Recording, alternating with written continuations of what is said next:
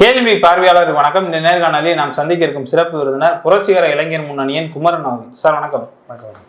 உச்சநீதிமன்றத்தினுடைய தலைமை நீதிபதி கிட்டத்தட்ட ஒரு 52வது நீதிபதியாக கவாய் அவர்கள் நியமிப்பதாக குடியரசுத் தலைவர் திரௌபதி முர்மு அவர் ஒரு அறிவிப்பு வெளியிட்டிருக்காங்க. மே 14ஆம் தேதி பதவியேற்க இருப்பதாக ஒரு தகவல் இருக்கிறது. இந்த சம்பவத்தை நம்ம விடுசா பார்க்கலாம். அதாவது என்னென்னா, இன்னைக்கு நாடு எதிர்கொண்டிருக்கக்கூடிய ஒரு நெருக்கடியான சூழல் என்னென்னா, இப்போது நாடாளுமன்றமா உச்சநீதிமன்றமா இப்படின்னு என்னென்னா ஒரு போட்டி நடந்துக்கிட்டு இருக்கு. போட்டினா என்னென்னா, அதாவது நம்முடைய நாடு ஒரு அரசமைப்பு சட்டத்துக்கு அடிப்படையில் இயங்கக்கூடிய ஒரு நாடாளுமன்றமும் அரசமைப்பு சட்டம் தான் நாடாளுமன்றத்துக்கு தாய் மாதிரி. அப்போ நீதிமன்றம், நாடாளுமன்றம், அரசமைப்பு சட்டம் இதெல்லாம் ஒன்றோட ஒன்று என்னன்னா, அந்த அதிகாரங்கள் ஒன்றோட ஒன்று இணைந்து பின்னி பிணைக்கப்பட்ட ஒரு அரசமைப்பு சட்டமாக தான் இருக்குது. இந்த காலகட்டத்தில் இப்போ பாஜக அரசு என்னன்னா, இவங்க அரசமைப்பு சட்டத்தை அதாவது இல்லாமல் செஞ்சுட்டு அதனுடைய ஜனநாயக விழுமியங்களை ஒழிச்சிட்டு ஒரு சர்வாதிகாரமாக மாற்றுறதுக்கு அவங்க என்ன பண்ணிக்கிட்டு இருக்காங்க, முயற்சி பண்ணிக்கிட்டு இருக்காங்க. அப்போ அந்த மாதிரி சூழலில் இன்றைக்கு உச்ச நீதிமன்ற தலைமை நீதிபதிகள் வரக்கூடியவங்க எப்படி அரசமைப்பு சட்டத்தினுடைய அதை உருவாக்குனவங்கன்னு சொல்கிறோம் பார்த்தீங்கன்னா, அந்த ஃபவுண்டிங் ஃபாதர்ஸ்ன்னு அவங்களுடைய தொலைநோக்குனா இந்த நாட்டை ஒரு ஜனநாயக, சோசலிச, சமத்துவ, மதச்சார்பற்ற குடியரசாக இந்த நாடு இருக்கணும், ஒரு மக்களாட்சி நாடாக இருக்கணும் அப்படின்றது தான் அவங்க இந்த புதிய அரசமைப்பை உருவாக்கும்போது அப்படி உருவாக்குனாங்க. அப்போது இதை பாதுகாக்கக்கூடிய பொறுப்பு இன்னைக்கு யார் கைக்கு வந்திருக்குன்னா, இன்னைக்கு உச்சநீதிமன்றத்தின் கைக்கு வந்திருக்கு. ஏன்னு பார்த்தீங்கன்னா, இன்னைக்கு அரசமைப்பில் இருக்கக்கூடிய மதச்சார்பின்மைன்ற அந்த கோட்பாடாக இருக்கட்டும், அந்த சொற்களாக இருக்கட்டும், அது வெறும் கோட்பாடு கிடையாது. ஒரு அரசு எப்படி இருக்கணுன்றதுக்கான வழிகாட்டுதல். ஒரு சாரருக்கு சார்பாகவும் இன்னொரு சாரருக்கு அநீதி இழைக்கிற வகையில் இருக்கக்கூடாதுன்றது அடிப்படையில் தான் நம்ம அந்த கோட்பாட்டை உருவாக்கிடுவோம்.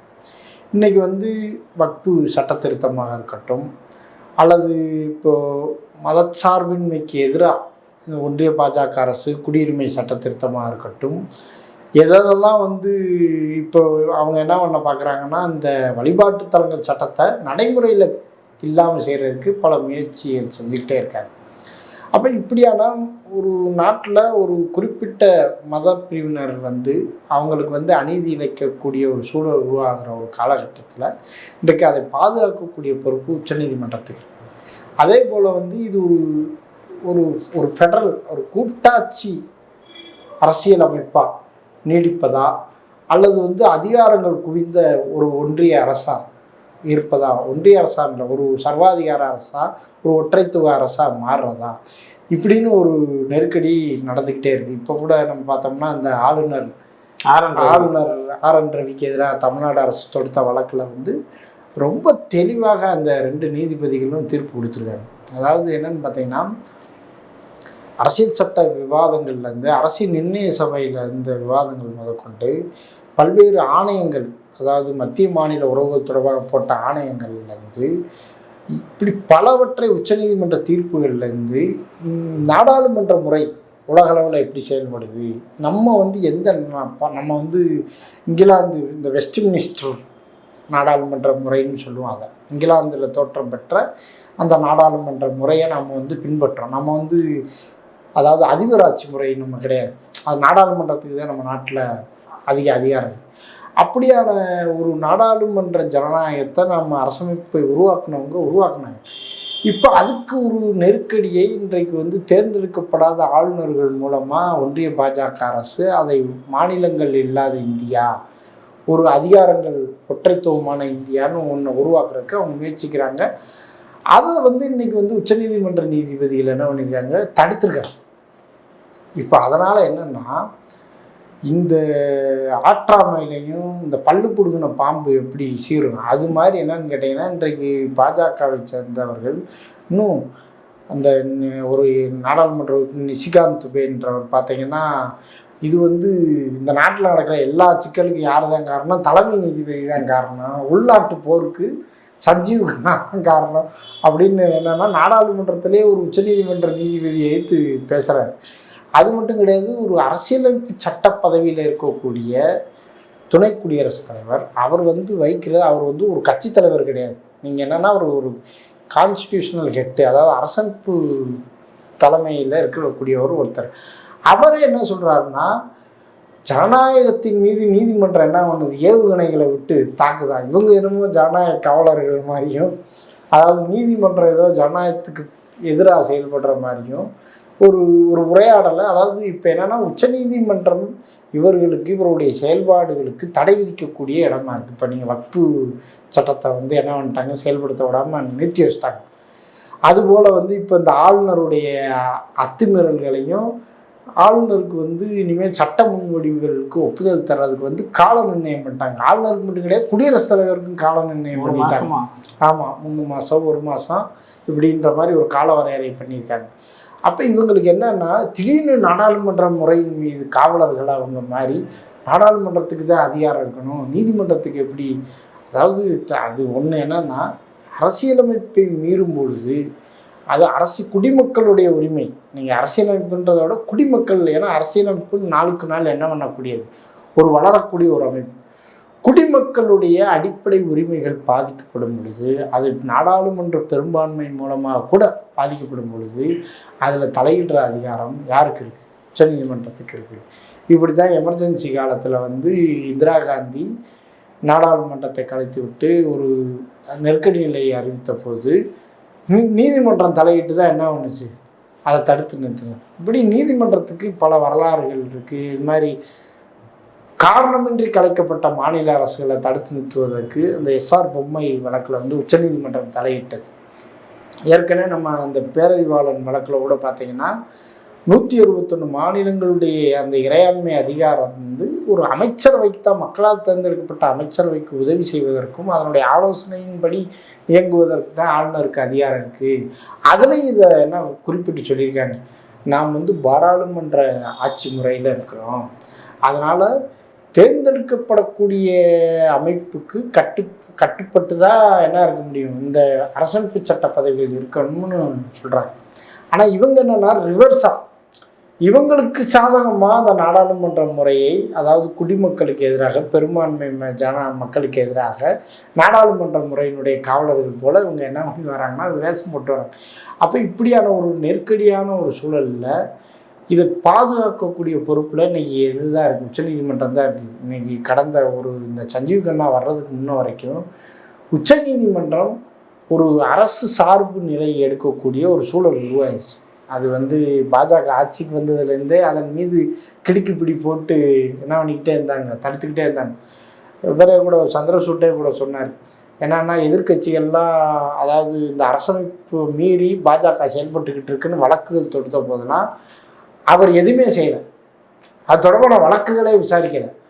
ஆனால் என்ன சொன்னார்னா, நீங்கள் வந்து உச்சநீதிமன்றத்தை எதிர்கட்சிகள், அதாவது நாடாளுமன்றத்தில் எதிர்கட்சிகள் செய்ய வேண்டியதை நீதிமன்றத்தில் செய்யணும்னு பார்க்குறீங்க அப்படின்னு அவர் என்னென்னமோ அதுக்கு விளக்கம்லாம் கொடுத்தார். பாபர் மசூதிக்கே டிஃப்ரெண்ட்டாலாம் சொன்னாங்க. ஆமாம், அது மட்டும் இல்லை, அதாவது ஒரு முதல்வர், அதாவது பிரதமர் அமைச்சர் வந்து யார் உச்சநீதிமன்ற தலைமை நீதிபதி வீட்டுக்கு வந்தது, அவருடைய வீட்டில் நடக்கக்கூடிய அந்த விநாயகர் சதுர்த்தி விழாவுக்கு வந்தது, அவருடைய பதவி நிலையை வந்து என்ன பண்ணியிருக்கு, கேள்விக்குட்படுத்தியிருக்கு. அது மட்டும் இல்லை, அயோத்தி தீர்ப்பில் வந்து அவர் சொன்னது என்னன்னா, நான் ராமரை கும்பிட்டு என்ன பண்ணேன், கடவுளெல்லாம் வழிபட்டேன் அப்படின்னு சொன்னார்.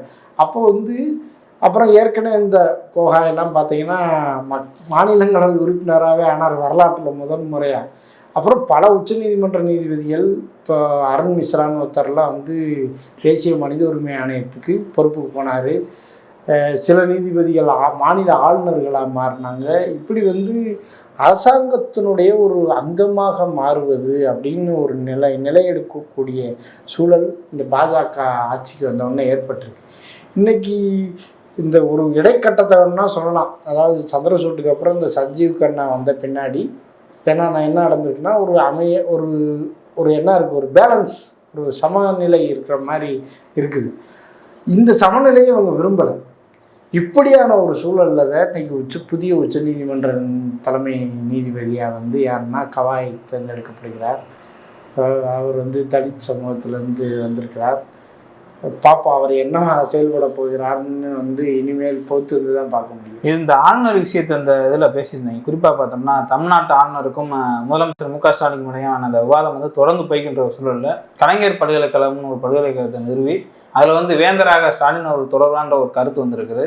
இது மீண்டும் ஒரு சர்ச்சையை ஏற்படுத்திருக்கு. எப்படிப்பா? இல்லை, இது வந்து ஏதோ இந்த பிரச்சனை எப்படி பார்க்குறாங்கன்னா, ஏதோ திமுக அரசுக்கும் ஆளுநருக்குமான பிரச்சனையாக ஒரு ஒரு ஒரு குழு மாத்திரக்கு முயற்சி பண்ணுறாங்க. ஆனால் உண்மையிலே என்ன நம்ம இதை எப்படி பார்க்கணும்னா, ஒரு மக்களால் தேர்ந்தெடுக்கப்பட்ட ஒரு அரசு, அது திமுக அரசு. இன்னைக்கு மக்கள் வாக்களித்து தான் தேர்ந்தெடுத்திருக்காங்க. அந்த வாக்களித்த அரசுக்கு என்ன இருக்குது? அந்த சட்டமன்றத்துக்கு சட்டங்கள் இயற்றுவதற்கும் மக்களுக்கு தேவையான திட்டங்களை செயல்படுத்துவதற்கும் அந்த அரசுக்கு என்ன இருக்குது? நம்முடைய ஜனநாயக அரசமைப்படி உரிமைகள் இருக்குது. அதை முடக்கக்கூடிய ஒரு வேலையை யார் செய்கிறான்னு பார்த்தீங்கன்னா ஆளுநர் செய்கிறார். இப்போ நீங்கள் என்னன்னு பார்த்தீங்கன்னா, இந்த லாட்ரி சீட்டு, ஆன்லைன் லாட்ரி சீட்டில் நிறைய பேர் இறந்து போகிறாங்க. இதை தடுக்கிறதுக்கு ஒரு என்ன கொண்டு வருது, ஒரு சட்ட முன்னோடி கொண்டு வருது. இவர் உண்மையிலே யார்கிட்ட ஆலோசனை பண்ணியிருக்காங்க? மாநில சட்டத்துறை அமைச்சர்கிட்ட கேட்கலாம், இல்லை அமைச்சரவைகிட்ட கேட்கலாம். ஆனால் இவர் யாரோட ஆலோசனை பண்ணார்? லாட்ரி முதலாளிகளை வச்சு என்ன பண்ணார்? ஆலோசனை பண்ணார். அப்புறம் இதே போல் என்னன்னு பார்த்தீங்கன்னா, இன்றைக்கு மாநில அரசு ஒரு கொள்கை முடிவு எடுக்குது. அதாவது தேசிய கல்விக் கொள்கை என்பது எங்களுடைய மாநில கல்வி உரிமைக்கு எதிரானது. அது மட்டும் கிடையாது, இங்கே இருக்கும் நாங்கள் நூற்றாண்டு காலமாக உருவாக்குன சமூக நீதி, ஜனநாயக பகுத்தறிவு கல்வி மரபுக்கு எதிரானது. அதனால் நாங்கள் இதை ஏற்றுக்கலன்னு சொல்கிறோம். இது மாநில அரசுடைய கொள்கை முடிவு. அந்த அரசு தேர்ந்தெடுக்கப்பட்ட அரசுன்றப்ப அந்த மக்களுடைய நலனுக்காக இயங்கக்கூடிய உரிமை அதுக்கு இருக்குது. ஆனால் தேர்ந்தெடுக்கப்படாத ஆளுநர் என்ன பண்ணுறாருன்னா, அவர் வந்து ஒன்றிய அரசனுடைய ஒரு உயர்கல்வித்துறை அமைச்சர் மாதிரியும் பாஜக கட்சியில் சேர்ந்து மாநில செயலாளர், மாவட்ட செயலாளர் செய்கிற மாதிரி இவர் என்ன பண்ணுறார்? தேசிய கல்விக் கொள்கைக்கு இவர் என்னன்னா பரப்புரை பண்ணக்கூடியவராக மாறுகிறார். அது மட்டும் கிடையாது, தனக்கு உரிமை இல்லாத இப்போ வந்து பல்கலைக்கழகங்கள் தொடர்பாக, மாநில பல்கலைக்கழகங்கள் தொடர்பாக அதில் உண்மையிலே அதிகாரம் பெற்ற ஒரு அமைப்பு வந்து உயர்கல்வித்துறை தான், மாநில அரசினுடைய உயர்கல்வித்துறை. இவருக்கு என்ன அதிகாரம் இருக்குது? வேந்தராக இருப்பார். வேந்தர்னா அது ஒரு ஒரு என்னன்னா ஒரு அலங்கார பதவி தானே ஒழிய, அவர் வந்து மாநில அரசு துணைவேந்தர் நியமிக்கணும்னு ஒரு பரிந்துரை கொடுத்தா அதை வந்து ஒப்புக்கிட்டு தேர்ந்தெடுக்கலாமே ஒழிய, அதுக்கு மேலே கல்விக் கொள்கையை உருவாக்குற வேலை இவர்களுடைய வேலை கிடையாது. அது மாநில அரசுடைய, மக்களால் தேர்ந்தெடுக்கப்பட்ட அரசுடைய வேலை. ஆனால் இவர் என்னென்னா போட்டிக்கு ஒரு துணைவேந்தர் மாநாட்டை நடத்துகிறார். அப்போ இந்த முடிவுக்குத்தான் இப்போ என்னன்னு கேட்டிங்கன்னா, உச்சநீதிமன்றம் என்ன பண்ணி வச்சுருக்கு, ஒரு ஒரு முட்டுக்கட்டை, ஒரு கடிவாளம் போட்டிருக்கு. அதாவது ஆளுநர்கள் தங்கள் விருப்பப்படி செயல்பட முடியாது.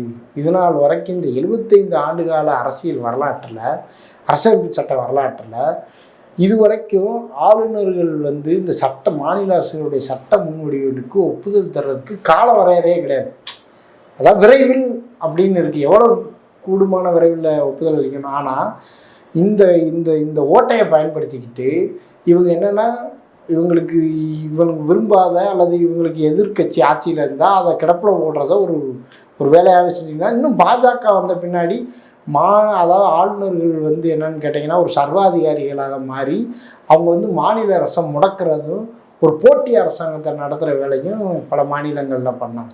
இப்போ அதுக்கு வந்து என்னென்னா நீதிமன்றம் ஒரு தடை வித்திருப்பதோடு நீதிமன்றத்துடைய பார்வைக்கும் ஆய்வுக்கும் குடியரசுத் தலைவருடைய செயல்பாட்டையும் ஆளுநர்களுடைய செயல்பாட்டையும் உட்படுத்தி, அது வந்து என்னென்னு கேட்டிங்கன்னா நீதித்துறை வரலாற்றிலே அது மட்டும் கிடையாது, ஒரு 75 ஆண்டு கால இந்திய அரசமைப்பு உருவாகி ஜனநாயகன்ற கோட்பாடு உருவான பின்னாடி நமக்கு கிடைத்திருக்கக்கூடிய, மக்களுக்கு கிடைத்திருக்கக்கூடிய ஒரு மிகப்பெரிய வெற்றியாக தான் இதை நம்ம பார்க்கணும். அதனால் இது ஏதோ திமுகவுக்கும் ஆளுநருக்குமான போராட்டமாக பார்ப்பதை விட ஜனநாயகத்துக்கும் ஜனநாயகத்தை மறுக்கக்கூடிய ஒரு சர்வாதிகார போக்கிற்கும் இடையிலான ஒரு போராட்டமாக தான் நம்ம பார்க்கணுன்றது